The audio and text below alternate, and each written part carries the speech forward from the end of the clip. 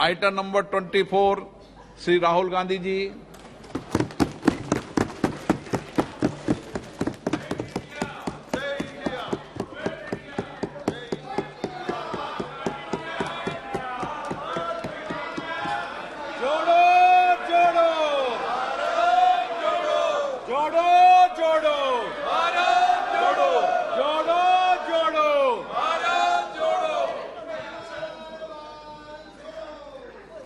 Speaker sir, सबसे पहले मैं आपका धन्यवाद करना चाहता हूं कि आपने मुझे लोकसभा में रीइंस्टेट किया।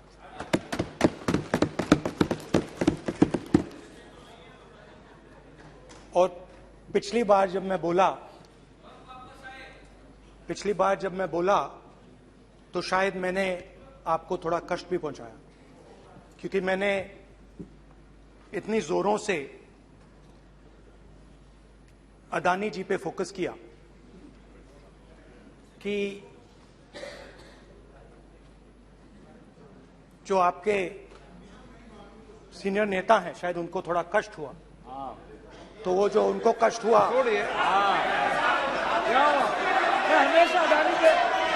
हमेशा अडानी पे अभी भी कष्ट हो रहा है।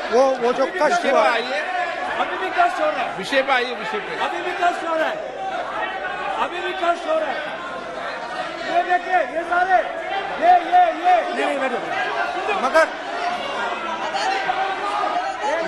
मगर सुनिए ये है। तो वो जो कष्ट हुआ 1 2 3 4 5 उसका असर शायद आप पे भी थोड़ा हुआ। तो इसके लिए मैं आपसे माफी मांगता हूं, मगर मैंने सिर्फ सच्चाई रखी थी। मगर आज जो मेरे बीजेपी के मित्र हैं, आज आपको डरने की जरूरत नहीं है, डरो मत। क्योंकि आज जो मेरा भाषण है, डरो मत। और आप डरो मत।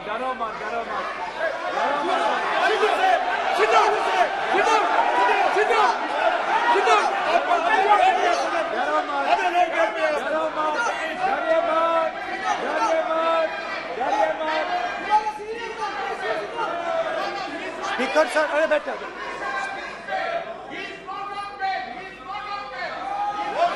ब्रदर। तो आज कोई घबराने की जरूरत नहीं है। आज मैं अपना भाषण, मेन जो भाषण है वो अदानी जी पे नहीं बोलने जा रहा हूं। आप छोड़िए, तो आप रिलैक्स कर सकते हैं, आप शांत रह सकते हैं, क्योंकि मेरा भाषण आज दूसरी डायरेक्शन में जा रहा है।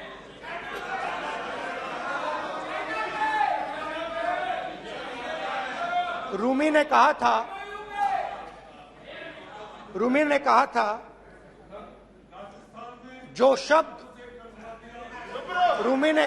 जो शब्द दिल से आते हैं वो शब्द दिल में जाते हैं। तो आज मैं दिमाग से नहीं बोलना चाह रहा हूं, मैं दिल से बोलना चाह रहा हूं।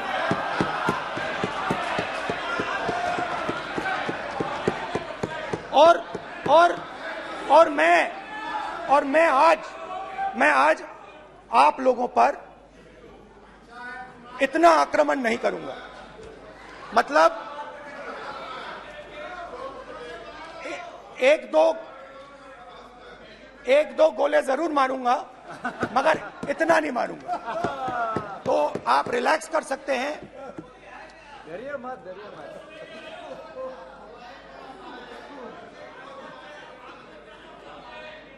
अरे रक्षा मंत्री जी आज संभाल लेंगे आप लोग।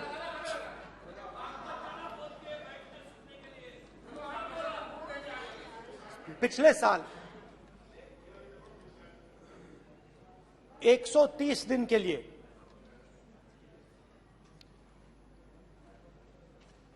मैं भारत के एक कोने से दूसरे कोने तक गया। अकेला नहीं, बहुत सारे लोगों के साथ।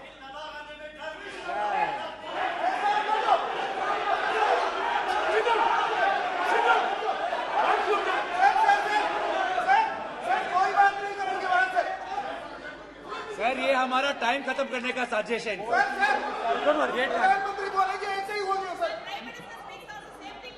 सारे समाज निकल जाए। समुद्र अधीर समुद्र के तट से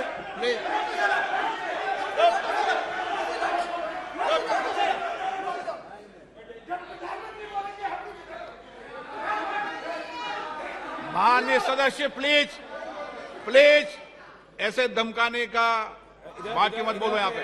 यहाँ पे बोलिए, आप उधर भी हाँ बोलिए। प्लीज। मैं समुद्र के तट से कश्मीर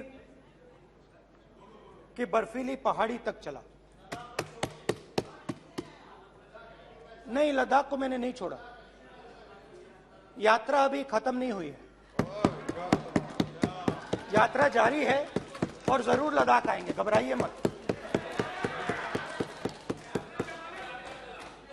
बहुत सारे लोगों ने मुझसे पूछा यात्रा के दौरान, यात्रा के बाद कि राहुल तुम क्यों चल रहे हो, क्या तुम्हारा लक्ष्य क्या है, कन्याकुमारी से कश्मीर तक क्यों जा रहे हो। और जब वो मुझसे पूछते थे, शुरुआत में मेरे मुंह से जवाब नहीं निकलता।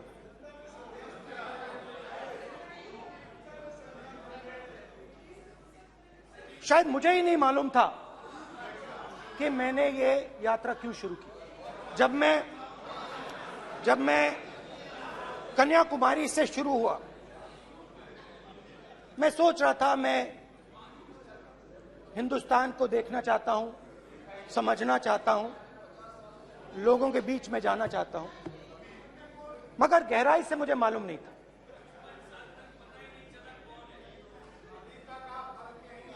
थोड़ी देर में मुझे बात समझ आने लगी।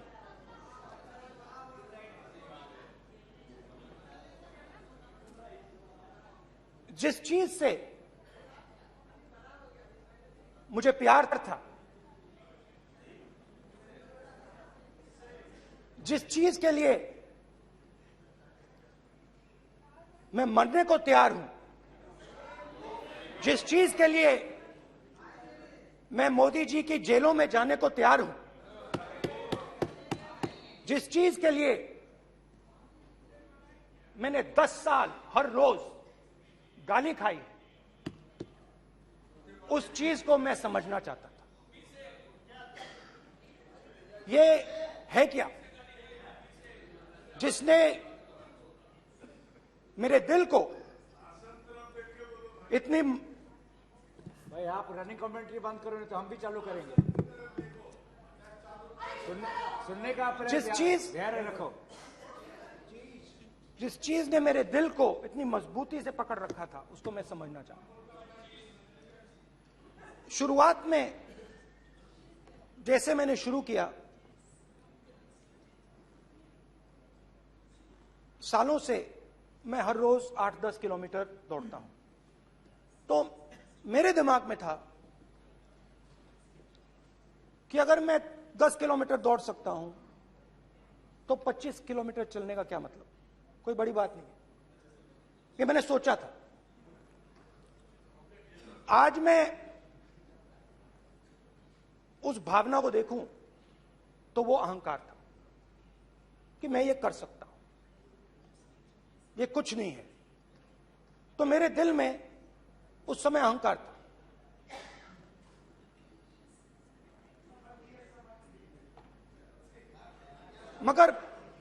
मगर भारत अहंकार को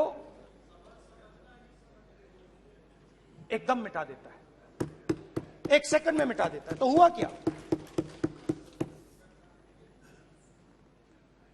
2-3 दिन में मेरे घुटने में दर्द शुरू हो गया। पुरानी इंजरी थी और जबरदस्त दर्द। हर रोज मैं उठूं और मेरे घुटने में दर्द, हर कदम में दर्द। तो पहले 2-3 दिनों में जो अहंकार था, जो मतलब भेड़िया जो निकला था, वो चींटी बन गई एकदम। जो हिंदुस्तान को अहंकार से देखने निकला था, वो पूरा का पूरा अहंकार गायब हो गया। और रोज मैं डर डर के चलूं कि क्या मैं कल चल पाऊंगा। ये मेरे दिल में डर था। और जब भी ये डर बढ़ता था, कहीं ना कहीं से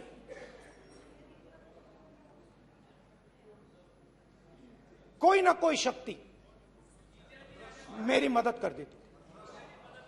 एक दिन मैं सह नहीं पा रहा था, एक छोटी सी लड़की आती है, मुझे चिट्ठी दे देती। मैंने चिट्ठी खोली, 8 साल की थी, उसमें लिखा था, Rahul, I am walking with you, don't worry. उसने मेरे पैर में चोट देखी और उसने अपनी शक्ति मुझे दे दी। सिर्फ उसने नहीं, लाखों लोग ने। और शुरुआत में जब मैं चल रहा था, कोई किसान आता था, मैं एकदम पहले उसको अपनी बात बताता था कि आपको ये करना चाहिए, आपको इस प्रकार से काम करना चाहिए।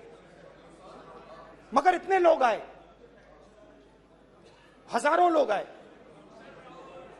कि थोड़ी देर में मैं बोल नहीं पाया। जो मेरे दिल में बोलने का डिजायर था, वो बंद हो गया। बोल ही नहीं पाया, क्योंकि इतने लोगों से बोलना था। और एक सन्नाटा सा छा गया,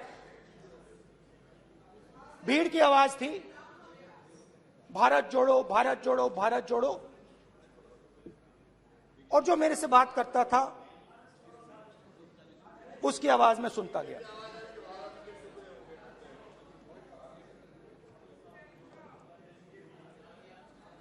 हर रोज सुबह 6 बजे से रात 7-8 बजे तक आम आदमी, गरीब, अमीर, बिजनेसमैन, किसान, मजदूर, सबकी आवाज।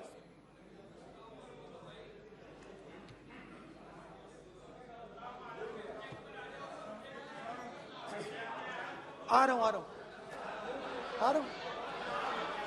आप कल से रुके, अब थोड़ा और रुक लो, 5-10 मिनट रुक जाओ। तो ये चलता गया, मैं बात सुनता गया।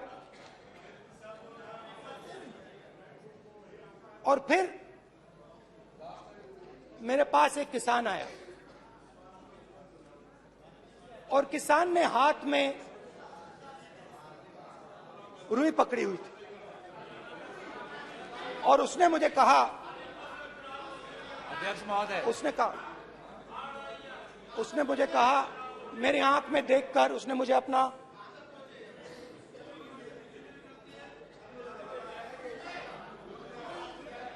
वो रुई का बंडल दिया, और उसने कहा, राहुल जी,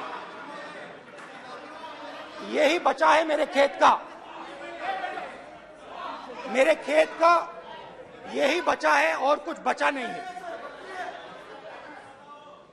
मैंने उससे, जो मैं नॉर्मली सवाल पूछता था, भैया आपको बीमा का पैसा मिला, वो पूछा। बीमा का पैसा मिला, वो पूछा। और किसान ने मेरा हाथ पकड़ा। किसान मुझे कहता है कि नहीं राहुल जी, मुझे बीमा का पैसा नहीं मिला, हिंदुस्तान के बड़े उद्योगपतियों ने वो मुझसे छीन लिया। मगर इस बार बड़ी अजीब सी चीज हुई। जब मैंने किसान को देखा और वो मुझसे बोल रहा था, तो जो उसके दिल में दर्द था वो मेरे दिल में आया। जो उसके आंखों में शर्म थी जब वो अपनी बीवी से बात करता था, वो शर्म मेरी आंखों में आई।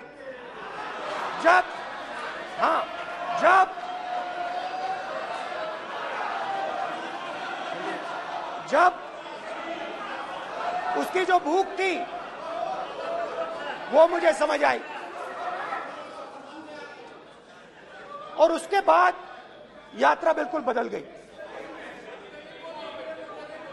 मुझे भीड़ की आवाज नहीं सुनाई देती थी, मुझे सिर्फ उस व्यक्ति की आवाज सुनाई देती थी जो मेरे साथ बात कर रहा था। उसका दर्द, उसकी चोट, उसका दुख, मेरा दुख, मेरी चोट, मेरा दर्द बन गया। समझने की कोशिश करो।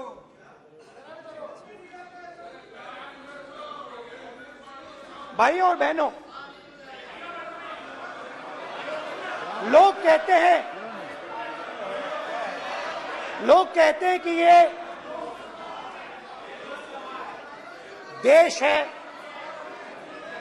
कोई कहता है ये अलग अलग भाषाएं हैं, कोई कहता है ये जमीन है, मिट्टी है, कोई कहता है ये धर्म है, ये सोना है, ये चांदी है। मगर भाइयों और बहनों, सच्चाई है कि ये देश एक आवाज है। ये देश सिर्फ एक आवाज है। ये देश, इस देश की लोगों की आवाज है। इस देश के लोगों का दर्द है, दुख है, कठिनाइयां हैं। और अगर हमें इस आवाज को सुनना है तो हमारे दिल में जो अहंकार है, हमारे जो डिजायर्स हैं, हमारे जो सपने हैं, उनको हमें परे करना पड़ेगा।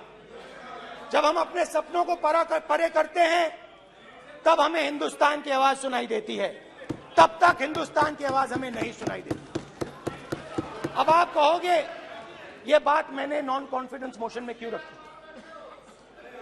इसका क्या मतलब है कि भारत एक आवाज है, भारत लोगों का दुख है, भारत लोगों का कष्ट है, मुश्किलें हैं। क्योंकि भाइयों और बहनों,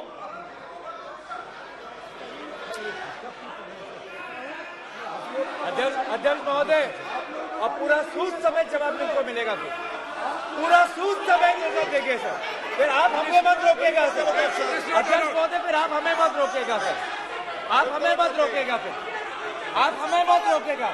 आप हमें मत रोकेगा। फिर आप हमको मत रोकेगा सर। हम सब देख रहे हैं, सब सुन रहे हैं, आप हमको फिर मत रोकेगा सर। तो स्पीकर सर,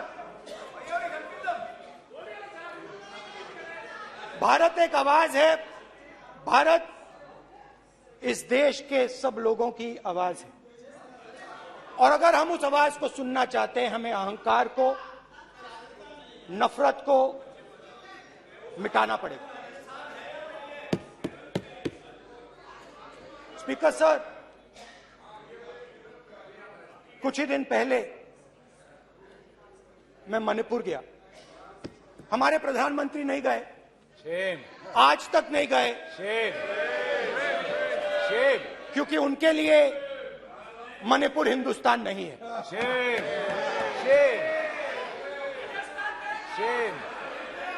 मैंने मणिपुर शब्द प्रयोग किया, मगर आज की सच्चाई यह है कि मणिपुर नहीं बचा है। मणिपुर को आपने दो भाग में कर दिया है। मणिपुर को आपने बांट दिया है, तोड़ दिया है। मैं मणिपुर में रिलीफ कैंप्स में गया। रिलीफ कैंप में आज जा रहा हूं।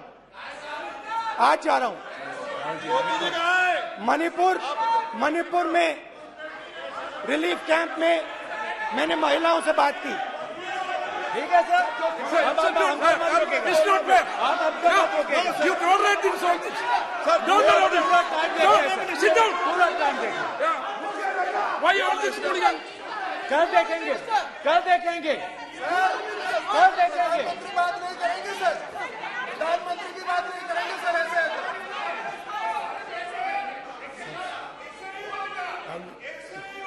सूद समय मैं जवाब मणिपुर मिलेगा। गया और मणिपुर के कैंप्स में मैंने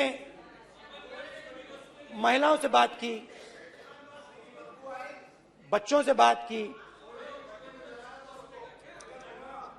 जो हमारे प्रधानमंत्री जी ने आज तक नहीं किया। एक महिला मुझे कहती है, मैंने उनसे पूछा, बहन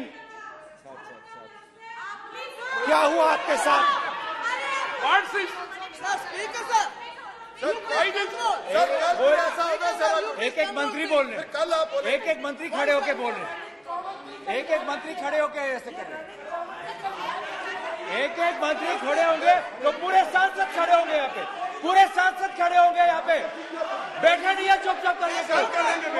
पूरे सब खड़े होंगे, पूरे सब खड़े होंगे। कल कांग्रेस पार्टी ने पूरा देश खड़ा होगा आपके खिलाफ, तो पूरा देश कल आपके खिलाफ खड़ा होगा। मैं बहुत सारी महिलाओं से बात किया, मगर मैं आपको दो उदाहरण देना चाहता हूं। एक महिला मुझे कहती है, मैंने कहा क्या हुआ तुम्हारे साथ? कहती है, मेरा छोटा सा बेटा, महिला का सम्मान करें प्लीज, ये सम्मान। एक ही बच्चा था मेरा, कोई शर्म कर लो गल मारी। एक ही बच्चा था मेरा, मेरे सामने, मेरे आंखों के सामने उसको गोली मारी है। मैं पूरी रात, आप सोचिए, आप अपने बेटों के बारे में सोचिए, मैं पूरी रात उसकी लाश के साथ लेटी रही। झूठ नहीं, झूठ आप बोलते हो, झूठ मैं नहीं बोलता हूं। मैं पूरी रात उसकी लाश के साथ लेटी रही और फिर मुझे डर लगा, मैंने अपना घर छोड़ दिया, जो भी मेरे पास था वो मैंने छोड़ दिया। मैंने उनसे पूछा, कुछ तो लाई होगी? कहती है, नहीं, सिर्फ मेरे जो कपड़े हैं ये मेरे पास हैं। और फिर इधर उधर ढूंढती है और एक फोटो निकालती है और मुझे कहती है, यही मेरे पास अब बची है।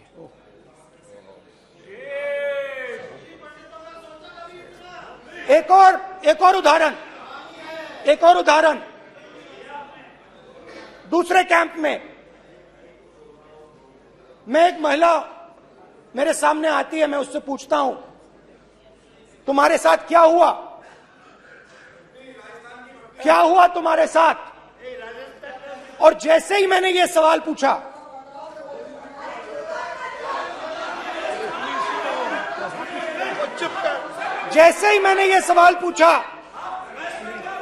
आप महिला का दर्द नहीं सुन सकते, महिला का दर्द नहीं सुन सकते, महिला का दर्द सुनने का आपका धैर्य नहीं है, महिला का दर्द नहीं सुन सकते, महिला का दर्द नहीं सुन सकते। जैसे ही मैंने उससे ये सवाल पूछा, बैठो, जैसे सर, प्लीज सर,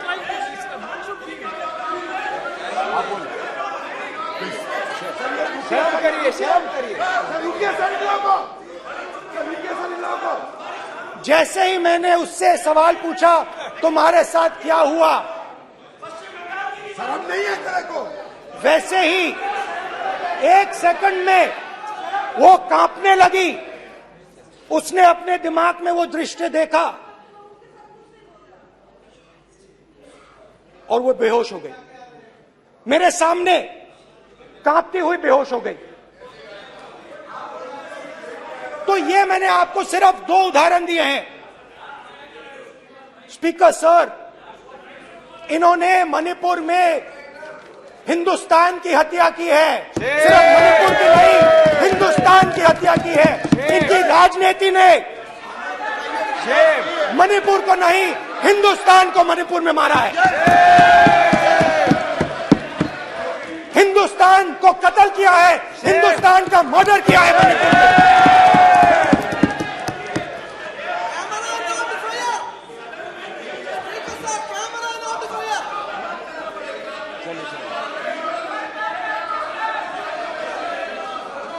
अरे 2 भाग के हैं, शर्म करिए जी।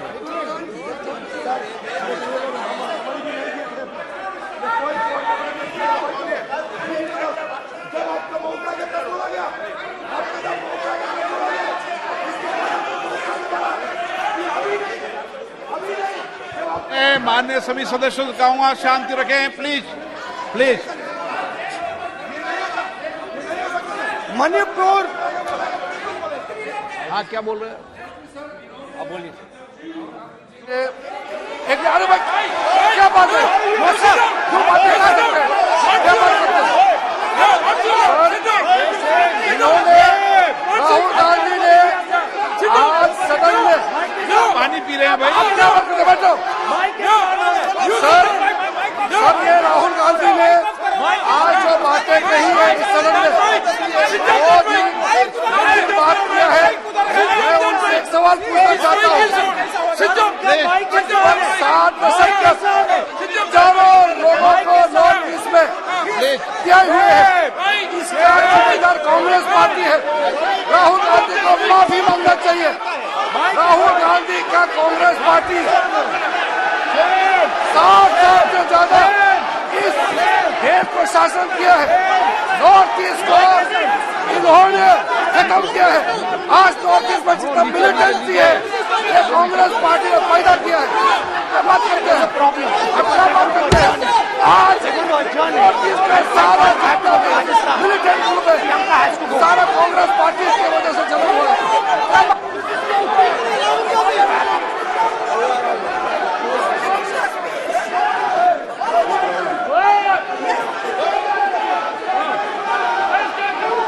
ओके बैक, आजा back back back back back back back back. Hemant सबको पीछे ले आओ।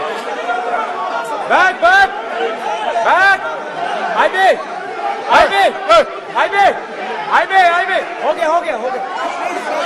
प्रतापन प्रतापन हो गया हो गया। बैक आप भाषण नहीं सुनना चाहते हैं? आप भाषण नहीं सुनना चाहते? प्लीज बैठिए, बैक करो। बैक बैठिए बैठिए बैठिए, प्लीज बैठिए, नीचे आओ यार, प्लीज बैठिए, नीचे आओ, प्लीज बैठिए। चले चलिए चलिए अंदर लो।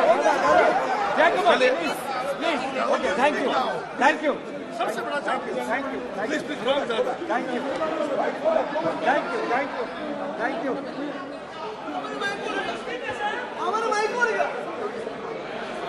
एक मिनट बैठिए, बैठिए 1 मिनट प्लीज, प्लीज बैठिए, प्लीज बैठिए, please please Baluji, please please Baluji, please Baluji, please Baluji, please please 1 minute please please बैठिए। माननीय सदस्यगण, नहीं नहीं सर, जिस तरीके का व्यवहार आप टेबल पर आकर कर रहे हैं इस तरीके से सदन नहीं चलेगा। ये तरीका ठीक नहीं है। जब मैंने किसी को कहा है तो कहा है, ऐसे सदन नहीं चलेगा। आप सदन नहीं चलाना चाहते, अलग बात है। अब अपनी बात कहिए, गलत तरीका ये। नो, ऐसे सदन चलने वाला नहीं है। जो माननीय सदस्य टेबल पर आए उनके खिलाफ कार्रवाई होगी। प्लीज बैठिए, बैठिए, बैठिए, आप भी बैठिए, आप भी बैठिए। माननीय मंत्री जी, माननीय मंत्री जी, प्लीज बैठिए। भारत सदन है, माता, प्लीज बैठिए, भारत माता, प्लीज बैठिए। Please brother. मैं बहुत शांति से सुन रहा हूं, इसका तरीका ये नहीं है उचित हो कि आप टेबल पर आए। नहीं, गलत, गलत तरीका ये। आप जैसे मैंने माननीय sir please, please brother please, भैया पानी ले। जैसे मैंने भाषण के शुरुआत में बोला, भारत एक आवाज है, भारत हमारी जनता की आवाज है, दिल की आवाज है। उस आवाज की हत्या आपने मणिपुर में की। इसका मतलब भारत माता की हत्या आपने मणिपुर में की।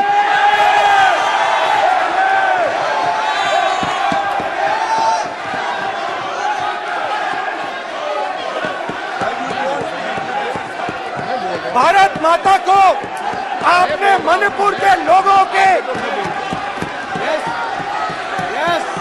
मारा, आपने मणिपुर के लोगों को मारकर भारत की हत्या की है। आप देश द्रोही हो, आप देशभक्त नहीं हो, आप देश प्रेमी नहीं हो, आप देशद्रोही हो। आपने देश की हत्या मणिपुर में की। प्लीज, प्लीज, एक मिनट, प्लीज, प्लीज बैठिए, प्लीज, प्लीज बैठिए। अब सवाल आप उठता है, बैठना चाहते नहीं बैठना चाहते, आप बैठना चाहते नहीं बैठना चाहते, इसीलिए आपके प्रधानमंत्री बैठना चाहते आप। मणिपुर में नहीं मैं जा कह रहा हूं, सकते बैठिए आप, हैं, क्योंकि उन्होंने प्लीज। देश की हत्या की है। मणिपुर में हिंदुस्तान की हत्या की है, भारत माता की हत्या की है। मणिपुर में, मणिपुर के लोगों के दिल में। प्लीज एक मिनट बैठिए आप, एक तो मिनट सवाल बैठिए, उठता है, एक मिनट बैठिए, एक मिनट। आप भी विराजे, आप भी विराजे, आप भी विराजो, आप भी विराजो।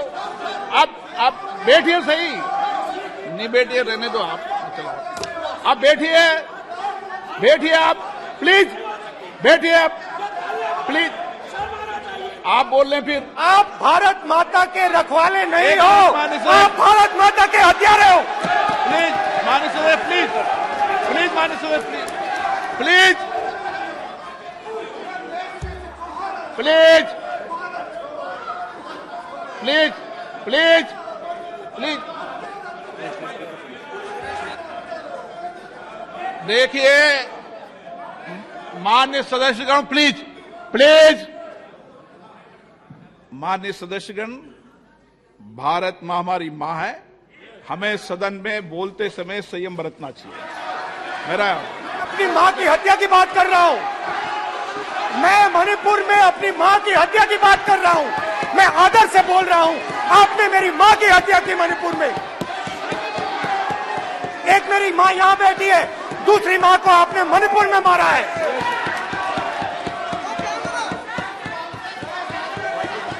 और हर रोज जब तक आप हिंसा को बंद नहीं करोगे, तब तक आप मेरी मां की हत्या कर रहे हो। हिंदुस्तान की सेना मणिपुर में एक दिन में शांति ला सकती है। हिंदुस्तान की सेना का आप प्रयोग नहीं कर रहे हो, क्योंकि आप हिंदुस्तान को मणिपुर में मारना चाहते हो।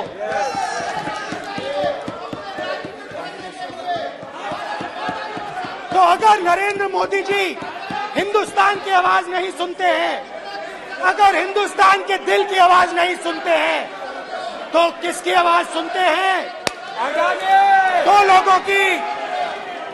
दो लोगों की आवाज सुनते हैं। प्लीज, इसकी आवाज सुनते माननीय हैं, सदस्य, प्लीज, माननीय सदस्य, इसकी आवाज सुनते हैं, माननीय सदस्य, और प्लीज। इसलिए सुनते हैं। नो, ये गलत तरीका माननीय सदस्य, माननीय देख सदस्य, आपका लीजिए गलत तरीका है। अडानी जी के लिए मोदी जी ने क्या काम प्लीज। किया है, देख माननीय लीजिए। सदस्य, आप ये पहले आप और पोस्टर ये लेकर बाद के आए, में। गलत तरीका है आपका। माननीय सदस्य, आपका गलत तरीका है। आप सीनियर सदस्य हैं, आप इस तरीके का व्यवहार सदन में मत करिए। आप बात करिए, लेकिन इस तरीके से पोस्टर लाना ये उचित नहीं है किसी तरीके से। रावण दो लोगों की सुनता था। रावण दो लोगों की सुनता था, मेघनाथ और कुंभकर्ण। वैसे ही नरेंद्र मोदी दो लोगों की सुनते हैं, अमित शाह और अडानी। भाई और बहनों, लंका को हनुमान ने नहीं जलाया था, लंका को रावण के अहंकार ने जलाया था। प्लीज माननीय सदस्य, आप संयमित बोले। आप ये सदन है, आप तरीके से बोलिए। माननीय राम सदस्य, ने रावण को नहीं मारा था, रावण के अहंकार ने रावण को मारा था। आप पूरे देश में केरोसिन फेंक रहे हो, पूरे देश में आप केरोसिन फेंक रहे हो। आपने मणिपुर में केरोसिन फेंकी, आपने चिंगारी लगा दी। अब आप हरियाणा में कर रहे हो, पूरे देश को आप जलाने में लगे हो। आप पूरे देश में भारत माता की हत्या कर रहे हो। धन्यवाद speaker.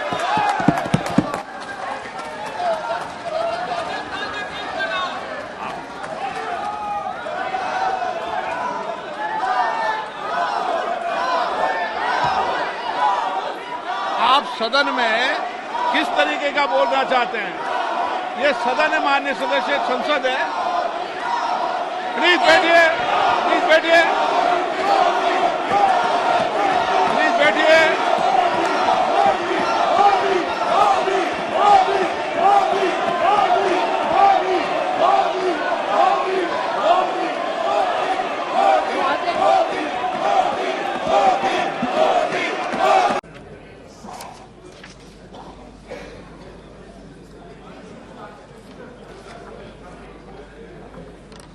Item number 24, Shri Rahul Gandhi ji.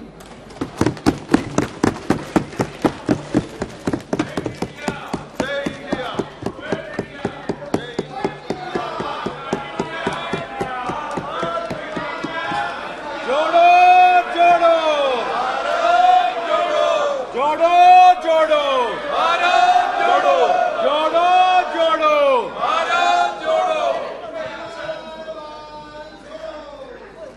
Speaker sir,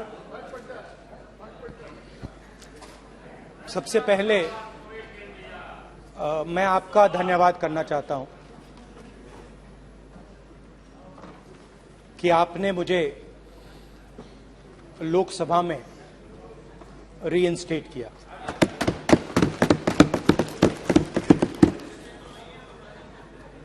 और पिछली बार जब मैं बोला तो शायद मैंने आपको थोड़ा कष्ट भी पहुंचाया, क्योंकि मैंने इतनी जोरों से अडानी जी पे फोकस किया कि जो आपके सीनियर नेता हैं शायद उनको थोड़ा कष्ट हुआ। तो वो जो उनको कष्ट हुआ, छोड़िए। मैं हमेशा अडानी पे अभी भी कष्ट हो रहा है। वो जो कष्ट विषय पे हुआ, आइए, अभी भी कष्ट हो रहा है। विषय पे आइए, विषय पे। अभी भी कष्ट हो रहा है। अभी भी कष्ट हो रहा है। ये देखिए, ये सारे नहीं मगर सुनिए ये है। तो वो जो कष्ट हुआ 1 2 3 4 5 उसका असर शायद आप पे भी थोड़ा हुआ। तो इसके लिए मैं आपसे माफी मांगता हूं, मगर मैंने सिर्फ सच्चाई रखी थी। मगर आज जो मेरे बीजेपी के मित्र हैं, आज आपको डरने की जरूरत नहीं है, डरो मत क्योंकि आज जो मेरा भाषण है, डरो मत और आप डरो मत डरिए मत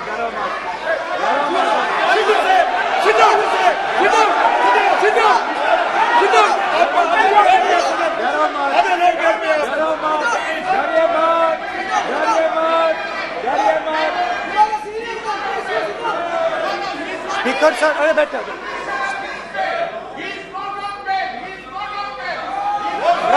ब्रदर। तो आज कोई घबराने की जरूरत नहीं है। आज मैं अपना भाषण, मेन जो भाषण है वो अदानी जी पे नहीं बोलने जा रहा हूं। आप छोड़िए, तो आप रिलैक्स कर सकते हैं, आप शांत रह सकते हैं, क्योंकि मेरा भाषण आज दूसरी डायरेक्शन में जा रहा है।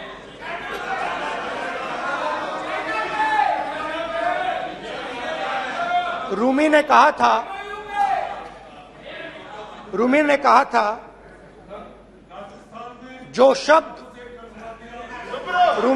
था जो शब्द दिल से आते हैं वो शब्द दिल में जाते हैं। तो आज मैं दिमाग से नहीं बोलना चाह रहा हूं, मैं दिल से बोलना चाह रहा हूं।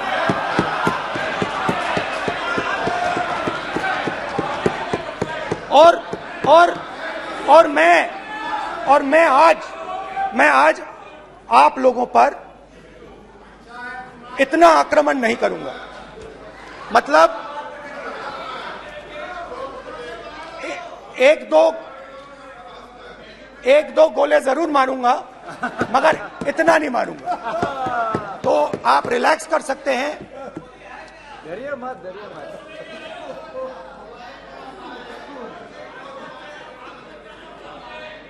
अरे रक्षा मंत्री जी आज संभाल लेंगे आप लोग।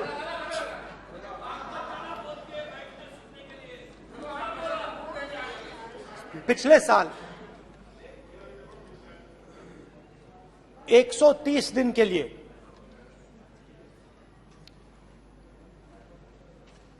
मैं भारत के एक कोने से दूसरे कोने तक गया, अकेला नहीं,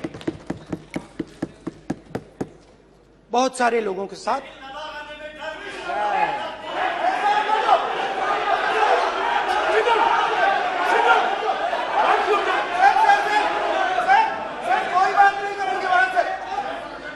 सर ये हमारा टाइम खत्म करने का साजिश है। प्रधानमंत्री बोलेंगे ऐसे ही हो गया सर।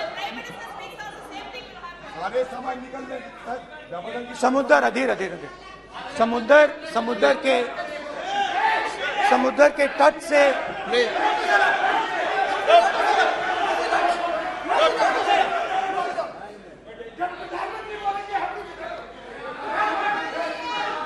माननीय सदस्य प्लीज ऐसे धमकाने का बाकी मत बोलो यहाँ पे। बोलिए। हाँ प्लीज। मैं समुद्र के तट से कश्मीर की बर्फीली पहाड़ी तक चला। नहीं, लद्दाख को मैंने नहीं छोड़ा। यात्रा अभी खत्म नहीं हुई है,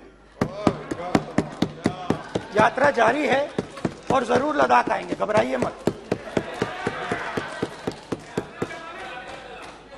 बहुत सारे लोगों ने मुझसे पूछा यात्रा के बाद कि राहुल तुम क्यों चल रहे हो, क्या तुम्हारा लक्ष्य क्या है, कन्याकुमारी से कश्मीर तक क्यों जा रहे हो। और जब वो मुझसे पूछते थे, शुरुआत में मेरे मुंह से जवाब नहीं निकलता।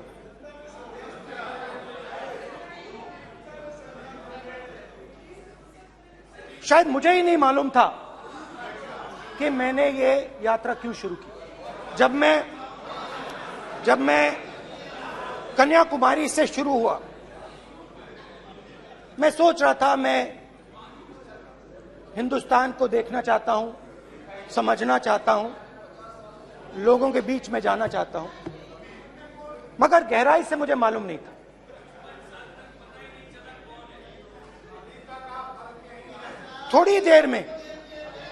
मुझे बात समझ आने लगी।